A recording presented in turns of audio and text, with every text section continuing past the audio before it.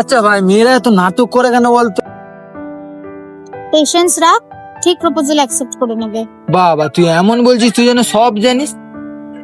এ ভাই, তুই লাস্ট কবে ডেট করেছিলি? ও আমরা যখন সেই ক্লাস 8-এ পড়তাম।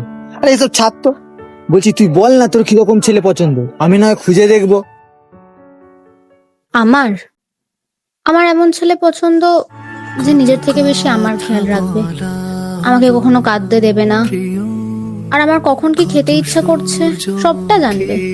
ভাই যা বুঝলাম, তুই এ জন্মে সিঙ্গেলই মরবি। এনে তোর ডায়েরি ধর, তুই এ জন্মে আর ছেলে পাবি না। কেন? তুই তো আছিস।